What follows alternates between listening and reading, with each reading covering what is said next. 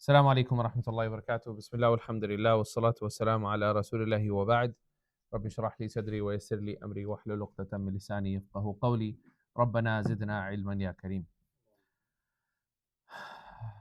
Jazakallah khair for those who managed to make it here, because I know there were some people who were lost. They were going around and they came here, and then I think a few of the people left because they didn't know where Isha was. We anticipated, everybody knows that's RCM, you're going to pray Isha there and come here. So we even met that one guy, he left, he's like, Assalamu Alaikum, I'm leaving. I'm like, I've been here for a while. When is Isha? Even in the masjid, there's no Isha timing. Where is Isha? He's leaving. This guy, he decided, I don't know, people are people. So I think we have more people than the people who registered, and I think some of the people left. So what we're going to do is we're going to spend more time on the introduction today, and we'll at least begin with the first ayah, so that those people who missed, or and then we can resend proper details to them that Isha is 8 o'clock at RCM, and then we can do all those details there, inshallah. Today we are gathered to reflect upon Surah Al Mulk. Now, before we get into that, we must understand what level of understanding, or at what level are we reflecting with the Quran.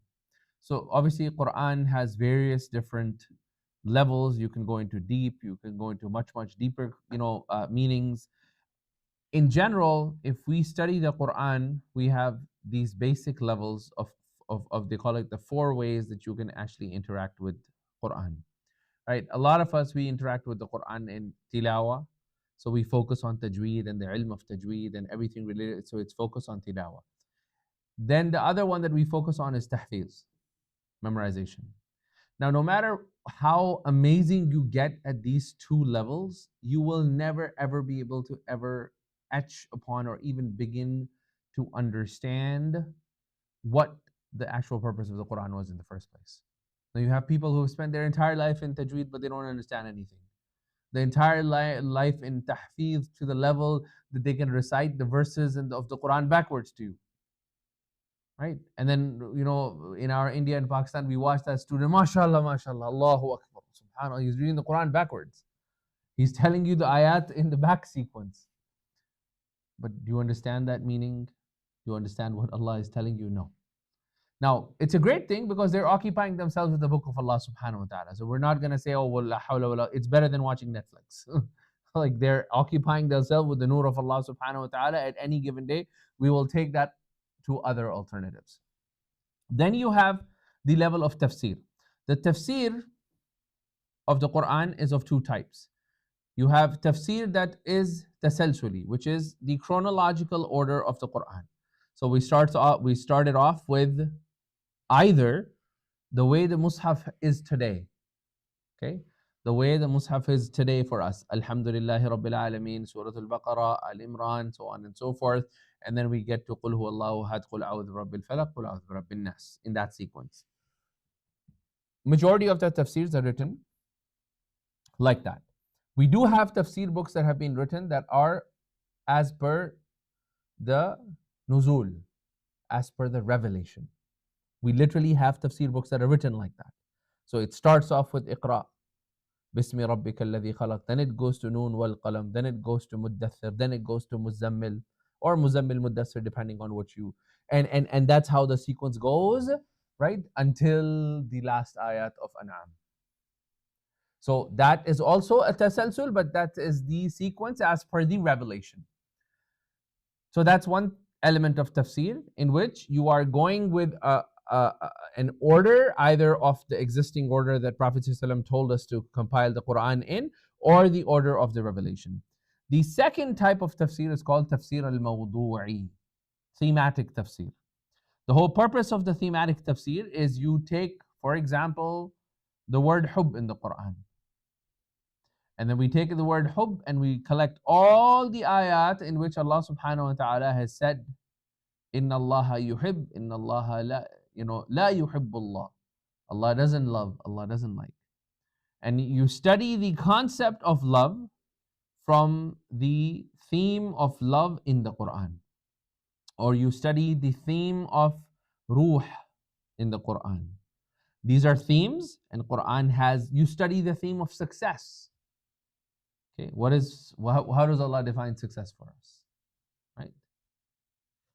Ala wa huwa al-fawzul azim. This is the greatest victory. Okay, what is the greatest victory?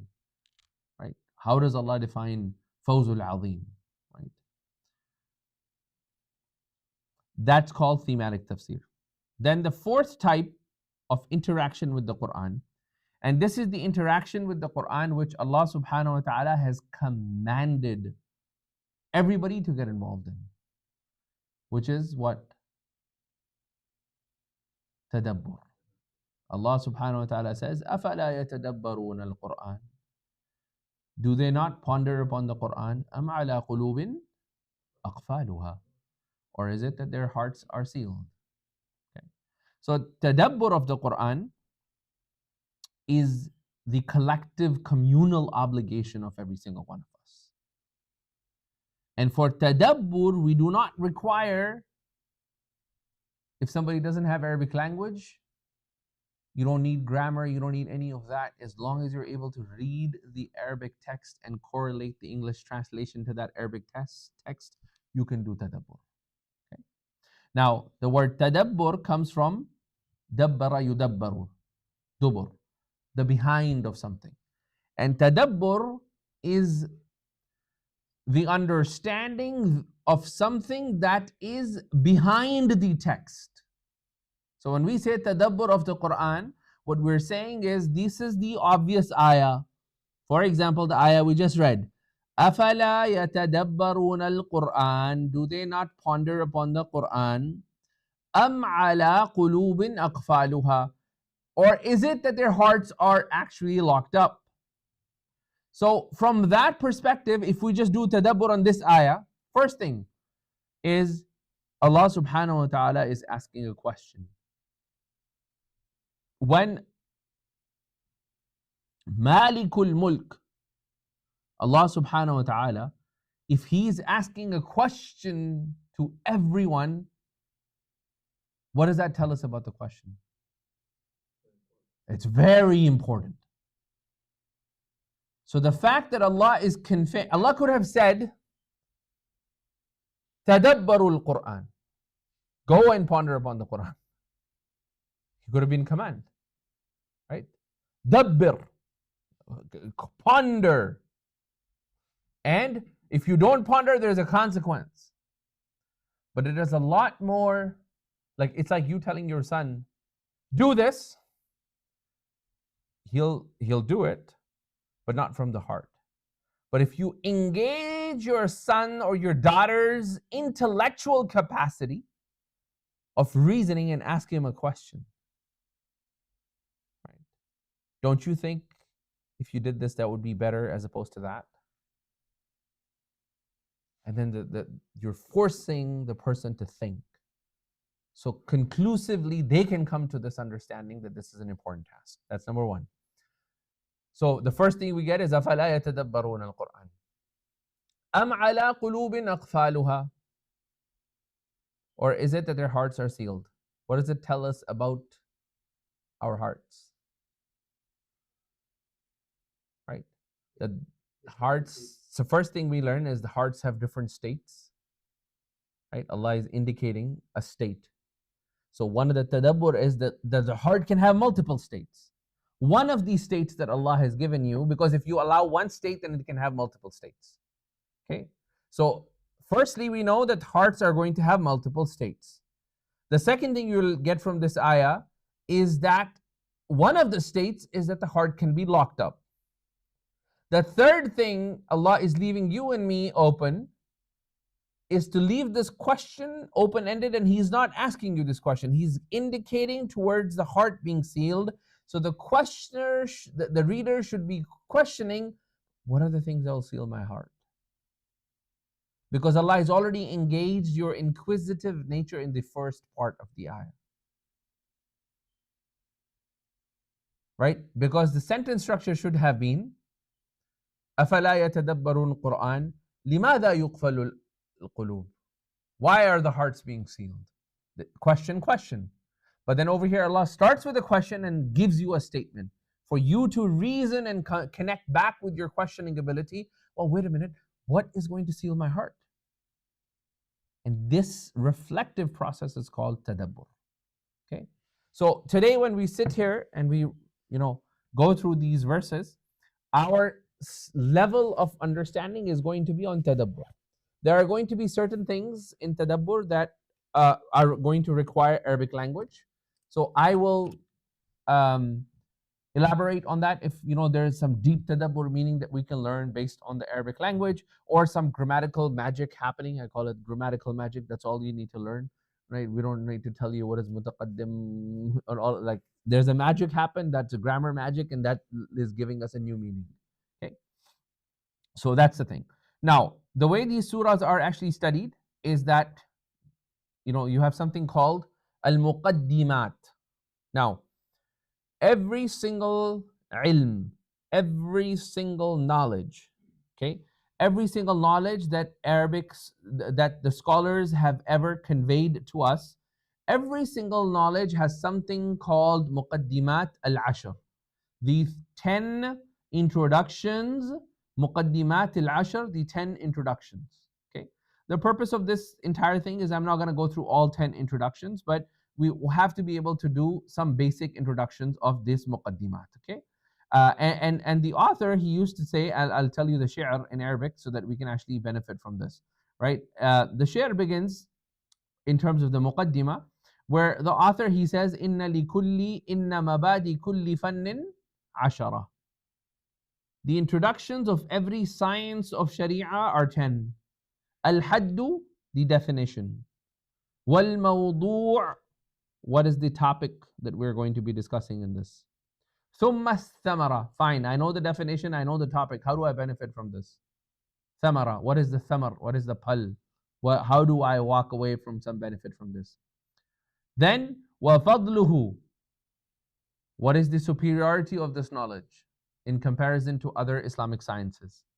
Wa nisbatun, and to whom does this knowledge go back to? Is it Prophet who brought us this knowledge? Is it Allah subhanahu wa ta'ala? Is it the Sahaba? Is it some scholar? For example, usul al-fiqh, nisbatuhu, the science of usul al-fiqh, it is attributed to who? Imam Shafi'i.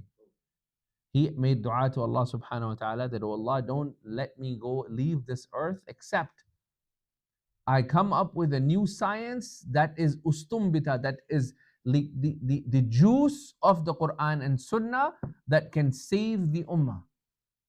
And that is why Al-Risala, the book that he wrote, was the first book that Allah answered his call, and he laid the foundations of the science of usul al-fiqh.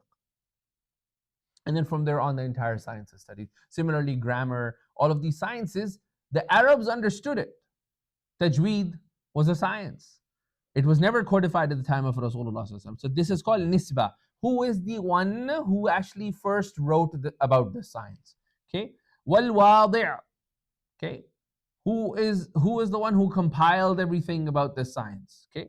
Wal ismul istimdad. Where does it take its name from? For example, aqidah, usulul fiqh, tadabbur. Where is the name coming from?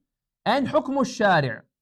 And what does Sharia say about us learning the science? Is it wajib? It is mandub? It is recommended? What is the hukm al-shari'? What does the Sharia tell us about this science? So understanding of the Quran or tadabbur, what is the hukm al-shari'?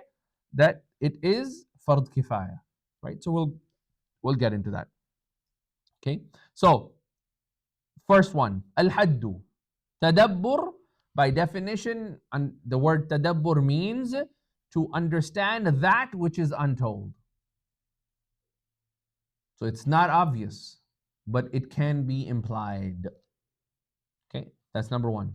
Al-mawdu', what does this tadabbur study? It studies the Quran and the ahadith of Prophet sallallahu alaihi wasallam. Okay. The benefit of this thamara is, the first one is directly from the Quran, that it removes the locks from our hearts. But number two, the second benefit of this is that we actually fall under the category of those who fulfilled the command of Allah, that ponder upon the Quran. The third benefit of this is, when the verses are recited, our iman is increased.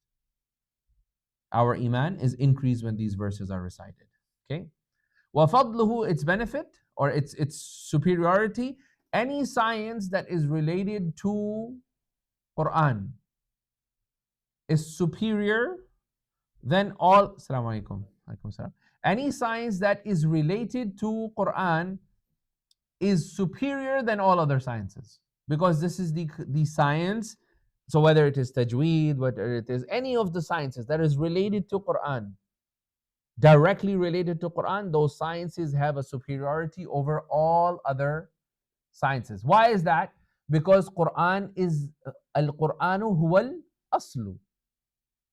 That is the essence. Like Quran is the essence. Everything else is secondary.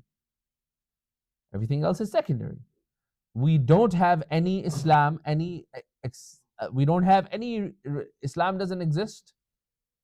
We won't be Muslims if there was no Quran and the ahadith of Rasulullah sallallahu alaihi wasallam.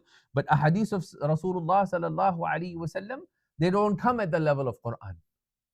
We must understand, yes, they are part of our Sharia, right? But they are not at the level of the Quran.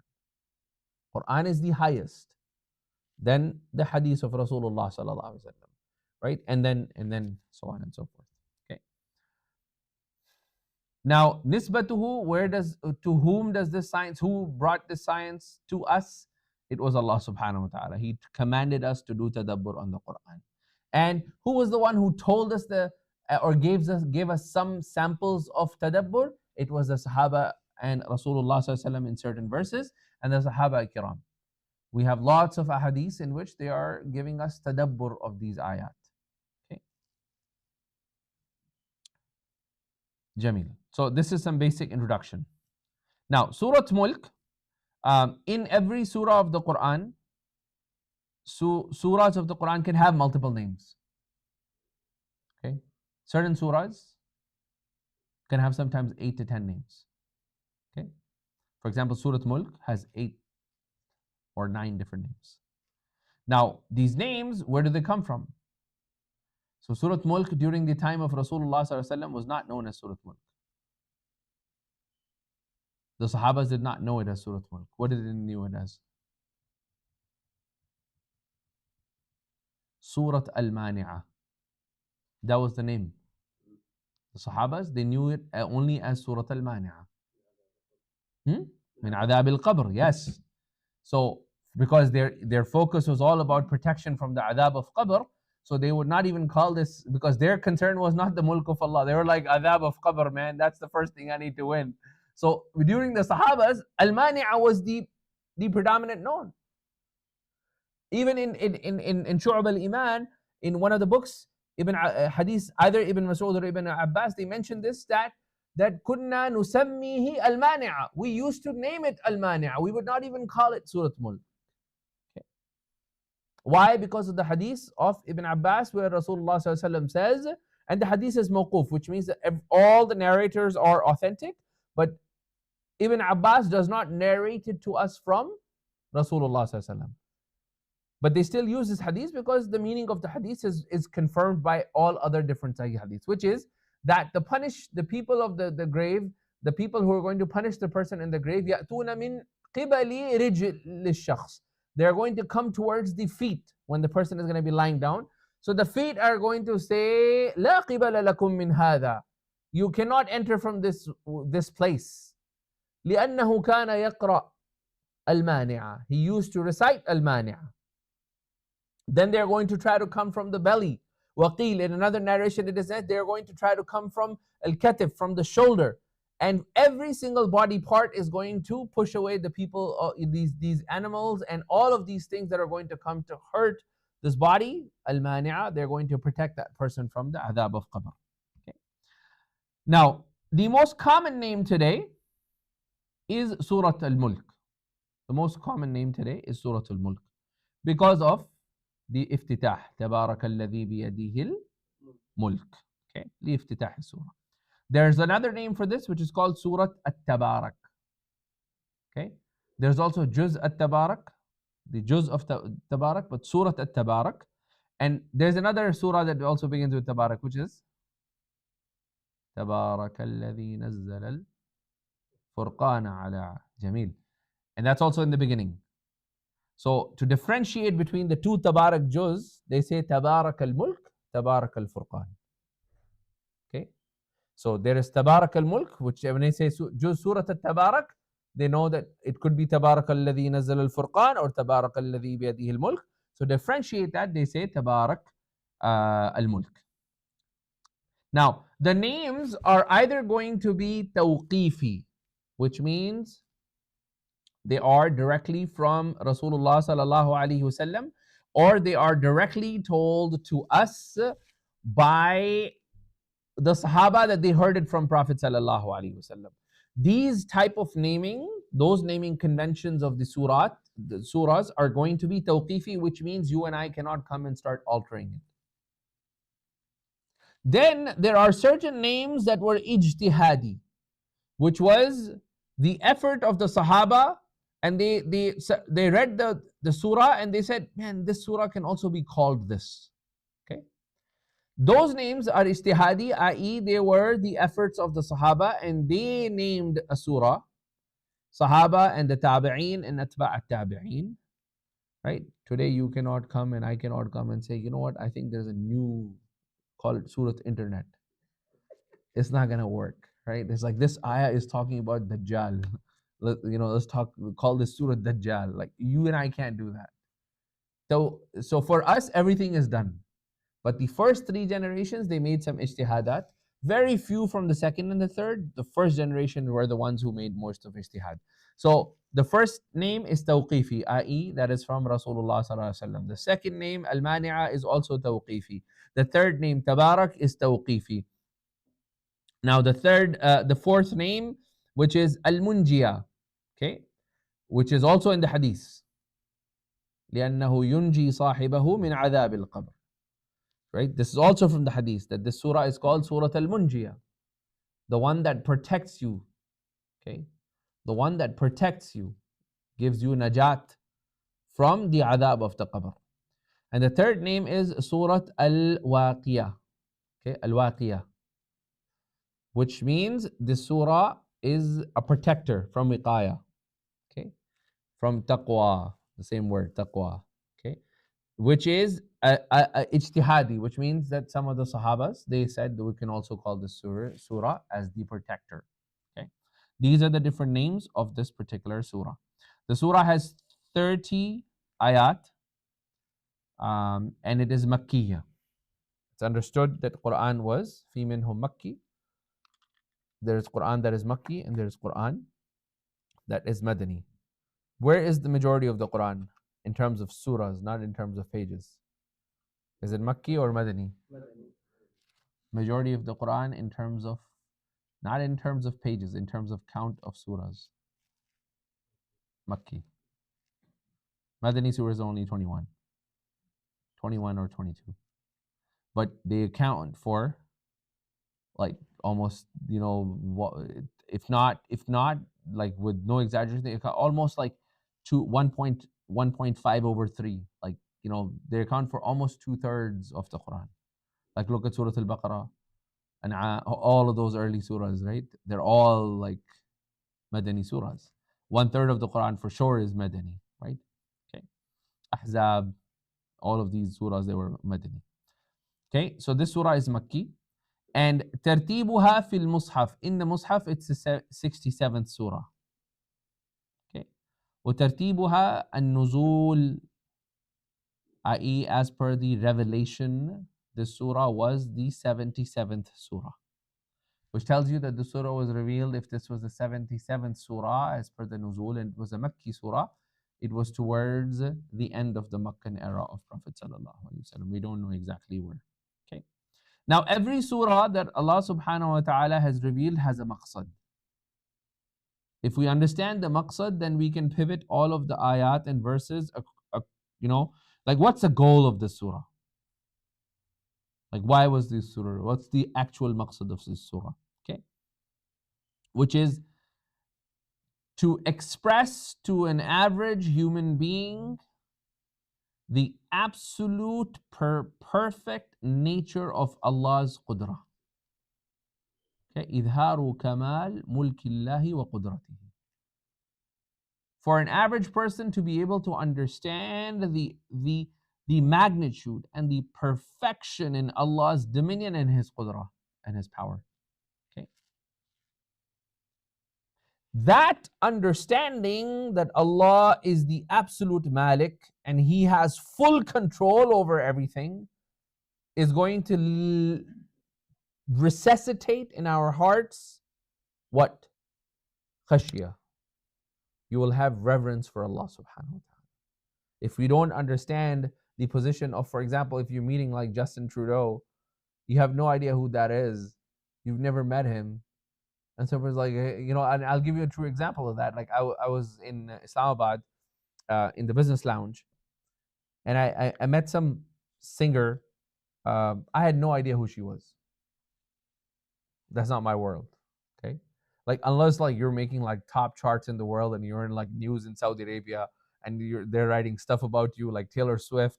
Like unless you're that big that even in Saudi newspaper you're on the front page, then you know, okay, there's somebody called Taylor Swift, right? But I forgot her name. I don't even remember who she is. Like, so I met her. She was from some Coke studio singer.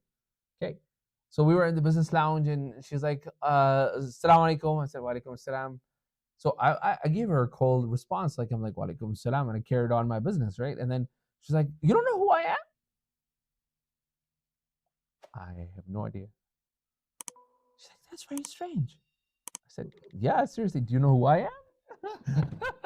Right, like, right? I didn't tell her that at all, right? So yeah. So then it turns out that she has like I think her song had like 800 million views or something, some crazy views on some YouTube channel, right? So, but I was completely off. Like, if I don't know the value, intrinsic value that she holds, and for people, you're not gonna have any khashya, any reverence. You're gonna treat that person just like a normal person. And the entire purpose of Surah Al Mulk is that we actually understand Allah subhanahu wa ta'ala to that level that you are not required by anyone to create reverence for Allah subhanahu wa ta'ala in the heart. Just because you understand who you're dealing with, it pushes you to that level of, and you're like, man, this is Allah. Hada Rabbi. Right? Like this has to be Allah subhanahu wa ta'ala. Okay? Now, the second thing the surah also has, the maqsad, is that, but if you fail to understand Allah's dominion and power and to resuscitate in ourselves this khashya, then there is a very powerful punishment waiting for us. So that's the entire purpose of the surah. Understanding the mulk of Allah, that should wake you up and put each and every one of us under submission to Allah subhanahu wa ta'ala. But if we fail to do that, there are some consequences. And that's the entire surah is revolving around this. Is that clear for everyone? Okay, good. Now the surah, this entire concept is interlaced in 6 basically topics that you can say. Okay. And you can write this down because it's important for us to break the surah down in terms of messaging. So verses number 1 to 5 is all about the qudra of Allah subhanahu wa ta'ala. It all talks about the qudra, right? The absolute power of Allah subhanahu wa ta'ala and His absolute ability over everything. That's number 1. Verses number 1 to 5.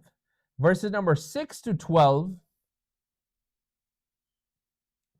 is where Allah subhanahu wa ta'ala is telling us the consequences if you choose kufr, and the thawab if we choose to be from the ones who are going to have reverence for Allah subhanahu wa ta'ala. Verses number 13 to 15 again take us back to another element of Allah subhanahu wa ta'ala, which is ilmullahi wa fadluhu. Allah's absolute knowledge and His benevolence on us, His fadl on us. Verses number 16 to 22, Allah brings us back to warning of the kuffar and the mushrikeen. Warning to the kuffar and mushrikeen vis-a-vis reminding us that don't be like them. Then verse number 23 to 27 brings you back to the qudra of Allah subhanahu wa ta'ala. So you see the messaging. It's like the qudra of Allah, kafir or reward. The ilm of Allah and His absolute fadl on us. Then again, from there, Allah is like, don't be like the kafir and the mushrikeen. Then the qudra of Allah and al-hashr. His absolute qudra is that He can bring you back whenever He wants. So be careful, even if you leave this earth, Allah can bring you back. And then right after that, Allah subhanahu wa ta'ala in the end, verses number 28 to 30, is how do you free an-najat? How do we free ourselves? How do we save ourselves? And why do people 90% of the time they do not take heed and the khashiyah doesn't enter their heart? Because they're running after rizq. So Allah confirms that the number one reason why people deviate from their path, right? And especially men, when we ek ke baad ek, we choose one thing and then we choose another thing and another thing. And then it's just the entire life, you hardly get a chance to connect with Allah. So Allah is reminding us that Allah has absolute qudra. He is the khaliq. He can bring you back to life whenever He wants. Then the last verses are that freedom and savior, salvation is only through Allah. And remember that rizq comes from Allah. And that's how the entire surah is encapsulated and it ends. Okay. So these were the 6 subtopics. Now, there's another topic which is generally discussed. One second. Now, there's something called aghrad al-surah. Okay, aghrad al-surah basically means that not the topic that the surah is going to talk about, right? But these topics have a fruit. These topics are being mentioned because Allah wants you to walk away with some fruits. The first fruit that Allah wants you to walk away with is that after we understand Surah Al Mulk, you're going to have this ability to have ithbat. Like there should be no doubt in our minds about the greatness of Allah subhanahu wa ta'ala. Ithbatu azamatillah. That we should walk away like with absolute clear minds that Allah is great.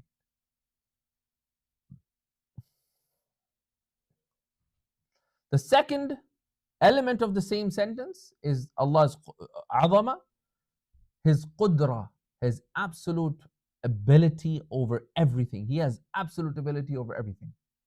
Qadirun ala kulli shay. And in specific, to give life and death. Those are the 2 things. الذي خلق الموت والحياة ليبلوكم أيكم. Allah is like, Allah, I am the one who created the death first because we were dead first. Then you got life. So from your death to life, the journey was so that you may be tested. لِيَبْلُوَكُمْ أَيُّكُمْ أَحْسَنُ عَمَلًا. Okay? That's the first fruit. That we walk away with this absolute yaqeen. The second one is anybody who has any concerns about Allah's wahdaniyah. So this surah beautifully tackles. So you will walk away with absolute yaqeen that Allah is one. Right? And as we will see when we begin those verses, inshallah. And lastly, number 3 is we should also have absolute clarity that if we choose to disobey Allah subhanahu wa ta'ala, there is some very, very unpleasant endings that await us. Allah subhanahu wa ta'ala protect from this. Okay. Now, the fourth introduction that we must understand, these surahs were not haphazardly placed. They were placed in sequence, and every surah has a munasabah. Munasabatul surah, every surah is there for a reason, and its reasoning to be placed here with the ending of the previous surah. If we do not understand that, then we miss the entire point, because everything is connected. As a matter of fact, when we see the Quran and when we read the Quran, these ayat that we see that, it says ayat number 1, ayat number 2. The actual format of the Quran is wasl, which means it's connected. Which means if you and I were to open any page of the Quran, for example, if we were to open any page of the Quran,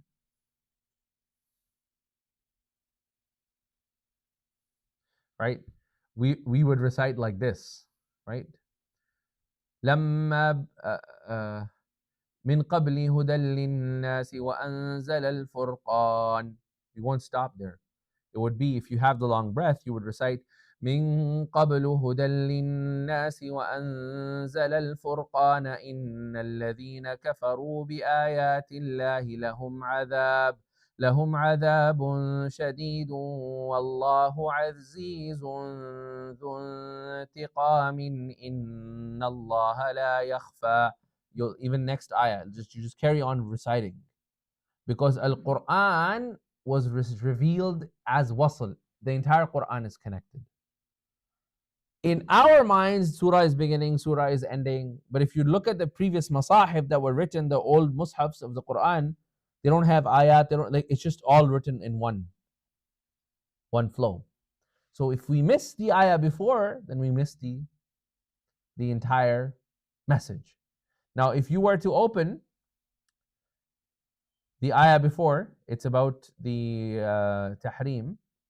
If we go to tahrim, the last ayah of tahrim, Allah subhanahu wa ta'ala talks about وَمَرْيَمَ ابْنَةَ عِمْرَانَ الَّتِي أَحْسَنَتْ فَرْجَهَا. So Maryam alayhi salam, okay? Right before that, ضَرَبَ اللَّهُ لِلَّذِينَ آمَنُوا امْرَأَةَ فِرْعَوْنَ, the wife of Fir'aun, and Maryam alayhi salam. Two before that was Nuh and Lut, their wives. And it is for us to understand, and this is how some of the Mufassirun, they said, لما ختمت سورة التحريم بهلاك زوجة نوح واللوط. When Surah Al-Tahrim, it ends with the destruction of the wives of Nuh and Lut alayhi salam, alayhimus salam, and the exalted ranks of the wife of Fir'aun and Maryam alayhi salam, this tafawut, this balance, that one is two women in the house of a Nabi, and they're from the khasirin, they're from the dwellers of hellfire. And you have Fir'aun, the leader of all the shar, his wife is the dweller of Jannah. And Maryam alayhi salam, that was despised, and all of these things that were said about her, slanders against her, that these two individuals that society would see and not deem them fit, societally they should have, their status, if you look at it, in the eyes of Allah should not be that high if somebody has slander, but Allah has exalted her to the highest level. Asiya, the wife of Fir'aun, the tyrant, how are you going to have societal, the wife of Hajjaj ibn Yusuf didn't have a lot of credibility. But this is Allah's qudra. So Allah is showing that only the one who has qudra, biyadihi al-mulk, he is the one who has dominion, he is the one he is able to bring and create all of these balances the way he wishes. In these scenarios where you would think it will be least likely Fir'aun's wife to be Jannati, how is that possible? A woman that was slandered in the streets of Jerusalem with Bani Israel is a Jannati? How is that possible? Why? Because biyadihi al-mulk. It's not your kingdom and my kingdom. It's his kingdom. He will ensure whoever he wants to raise in ranks, he will. وَيَدَعُ آخَرِينَ. And Allah will put down others. It's Allah's kingdom. So that is the munasabah of this to the verse before. Okay. Now we begin, inshallah. And as I said, the idea would be that we would want to do it within 45 minutes. I know you all have work and stuff like that. So we come in, we get a quick boost, we go. I do want to start off, and for those people who kind of like missed it, stuff, so that we can come back and quickly do a recap. So we'll start off the surah, Surah Al Mulk. بعد أعوذ بالله من الشيطان الرجيم بسم الله الرحمن الرحيم. تبارك الذي بيده الملك وهو على كل شيء قدير الذي خلق الموت والحياة ليبلوكم أيكم أحسن عملا وهو العزيز الغفور. Jameel. So the surah starts off, and it starts off with this beautiful word tabarak. Okay. Now the word tabarak in the Arabic language comes from baraka. Okay. Baraka is kullu fi'l, kull khayrin kathir. Lots and lots of good that comes to you. Mimma ghayr mutawaqqa. It's khayr that you get that according to your empirical data, there should not be that much good coming from it. For example, I was speaking to somebody yesterday, and one of the scholars, mashallah, he had from our gang, he early on in the days, he was telling all of us to invest in Bitcoin. None of us listened to him. We were all making fun of him, like pagal ho gaya, like you lost your mind and stuff. Right? So he put $50,000 in Bitcoin when Bitcoin used to be $110. Okay? Right? So I don't know, I think it's at a 50K for one right now. So he's like, look, I told you guys, right? Right? So that is barakah, where it's an uncrazy, like you cannot even think about like that much reward, like return. Not everybody gets it, but some people get it, and those who get it, it's the barakah of Allah subhanahu wa ta'ala. So it's the khayrin kathir, lots of good that came to you from an avenue that was not calculation-wise, and empirical data does not allow us to say, you know what, in the stock market and these things, you'll be able to walk away with that much benefit. Okay? Or that guy, those of you that are from India, you probably know that. You know that chappal, the very famous Indian chappal, Reflexo? Oh, come on, man. I know more about your... You know Reflexo? Relaxo. Come on, man. You guys don't know. So this guy started off like right before the... He's actually given... This year in his sales, he has beaten Bata in 6 years. We are here for now. Huh?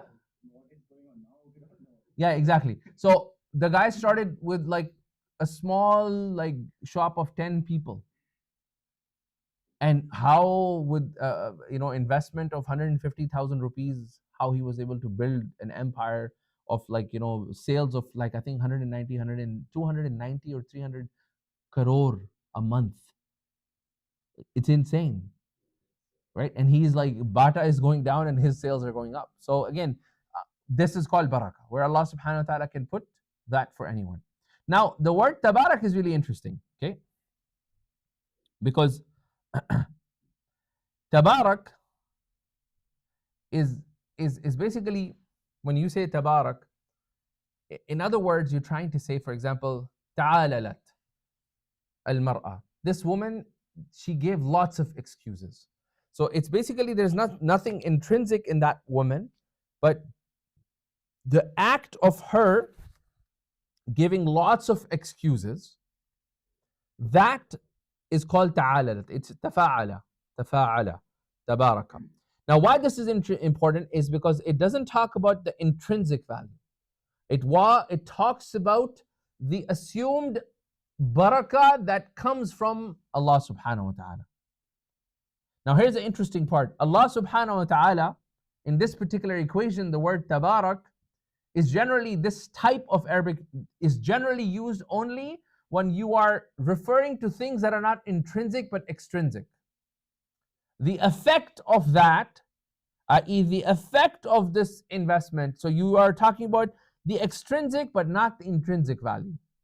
In Allah subhanahu wa ta'ala, when He is tabarak, He is externally also evident as the most beneficiary, but internally Himself, there is nobody more benefit, nobody that is worthy of providing more benefit than Allah subhanahu wa ta'ala.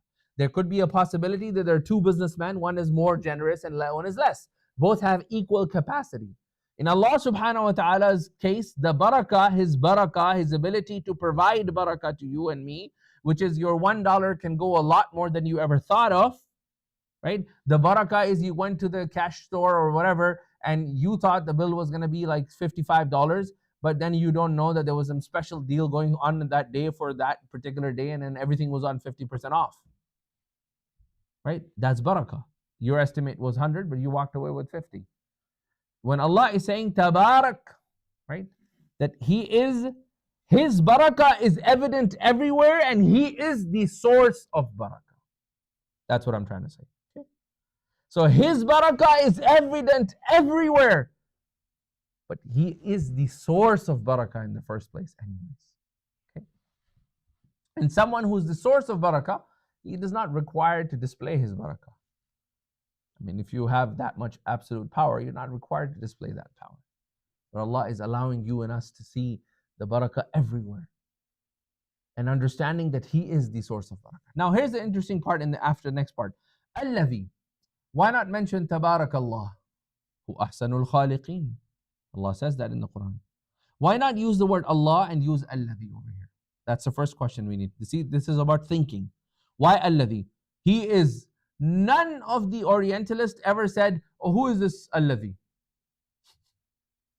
Gold Zahir and all these guys who wrote, like, who found all flaws in the Quran, they will never come and say, Tabarakalladhi. Even those Orientalists, they know this Alladhi is Allah. They cannot deny this. It's saying, blessed is the one. Who's the one? Every single brain, whether you're a Muslim or not, you understand who the blessed is. And in it is the mu'jiza for each and every one of us. Nobody once had a doubt in their iman that who is this blessed one? He understands there's only one blessed one. That is the first intrinsic proof of wahdaniyah, that Allah is one, because when He says Tabarakalladhi, nobody objects. Because everybody knows that if it was up to me, then the equation is going to be 1-1. But if it's up to Allah subhanahu wa ta'ala, the equation can be 1 to 700. For 1, He can give you 700. Nobody can claim to do that. That is why Uthman radiallahu an, when he brought his caravan, the Jews wanted to deplete the believers of the khair. So they said to him, we will buy whatever your trades that you got, bi'da'f, twice the price. So Uthman radiallahu anhu said, Huwa alladhi a'tani, there is somebody else, alladhi a'tani akthar. There's somebody else that gave me more. He said, طيب, we'll give you 3 times. هناك من أعطاني أكثر. And the Jews came and said, Wallahi nu'tik 4 أضعاف. 8 times. 4 أضعاف, يعني 4 times 2. We'll give you 8 times. Then he says, Ajib. The Jews are like, Man alladhi a'taka akthar? Who gave you more than that? Like, we're the only ones that can bribe like this. We're seeing this world right now happening in the world right now. But they're like, we're the only ones that have this power. Like, who gave you that? He said, Allah Jalla Jalaluhu. Allah subhanahu wa ta'ala a'tani 700 di'af. He has given me 700 times. Beat that. No stock exchange will provide you that. Okay? So, Tabarak alladhi biyadihi alladhi. Why? Because Allah is the one, He is Tabarak. Biyadihi al-mulk. Now, the next part is the biyadihi al-mulk. The sentence structure is wrong here. Because in the Arabic language, there is something called mubtada. Okay? So, you have the subject and then you have the, what's the other part in the grammar? I'm a very predicate. Yes, predicate. The subject and the predicate. Mubtada and khabar. Mubtada, khabar. Mubtada, hada, mubtada, kitabun. Right? He's like, yes, I know. Medina books 1, 2, 3. Hada kitabun. Okay? So over here, the khabar is, the mubtada is al mulku. But al mulku came later. So the subject came later and the predicate came first. The sentence actually is تبارك الذي تبارك الذي الملك بيده. Who is this الذي? Who is the one in whose hands is the dominion? الملك بيده. Al-mulku comes first. That's the subject. But whenever in the Arabic language, when the subject and predicates are reversed, whenever that grammar magic happens, that happens for a purpose, which is to deny the existence of any other possibility. So when we say biyadihi al-mulku, in his hands is the kingdom, i.e. biyadihi khaliyan, only in his hands and in nobody else's hands is the kingdom. Okay, that's the meaning of biyadihi al-mulku when you do that grammatical magic. When you're reciting it next time, remember that when we say biyadihi al-mulk, i.e. in the hands of Allah and in no other person's hands except Allah. Nobody's involved in that kingdom. تبارك الذي بيده الملك وهو على كل شيء قدير. And he is the one who is upon everything. على كل شيء قدير. He is capable on every single thing. Now, what are these ashya? The entire surah is going to talk about it. Did you not see the birds in the sky? Did you not do all of these things that Allah is doing? He is showing you His dominion. Allah is showing bishay'in qadir. What is that? One thing we must understand, because I'm sure all of you guys have kids, inshallah, and your kids are going to ask these questions. Allah's qudra does not apply to impossibilities. So we must understand this. And this is where the atheists come and they give you these arguments and all of that, right? They're like, oh, can God create another God that's like him? Right? All of these evidences have been negated in the Quran, right? Allah is like, if there were two gods in this earth, then there would be la fasadata, there will be fasadin. Like Allah has given all of these examples. I'm just summarizing those for us because this is important. Whenever the argument is presented in reference to Allah subhanahu wa ta'ala's qudra, that is an impossibility. I'll give you the simplest form. A two-sided triangle. Your brain cannot conceive it. Okay? Neither can Allah make it. Allah cannot create a two-sided triangle. Why? Because it's an impossibility. Okay? It's stupidity to ask God about impossibilities. There are things that are impossible, aqlan. They're impossibilities. They're impossibilities for you and for anyone else. Because the minute you open the door, and here's when we sometimes say, no, Allah, inshallah, if He wills, can create. No. Because when you open the door for impossibilities, then you open the door for having two gods. And Allah has negated those impossibilities. It's impossible for a second God. Can Allah create a second God? No, it's impossible. Like something that is impossible cannot not exist. Like it cannot exist. Okay?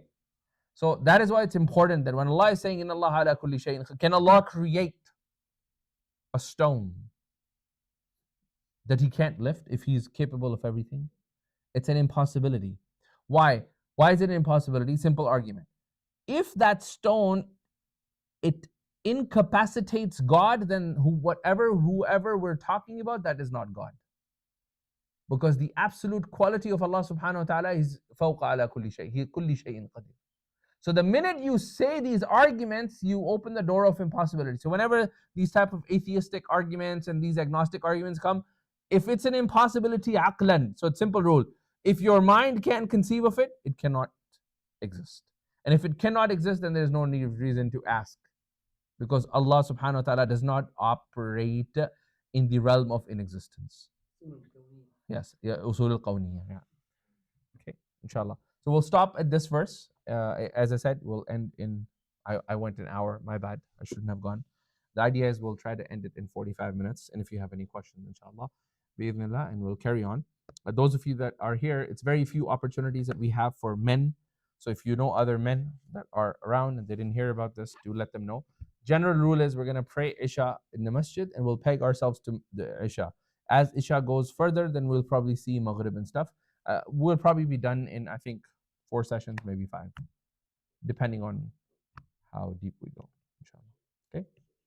Bi'idhnillah. Just one thing, I love that everyone is listening, but without taking notes, you will not retain this listening.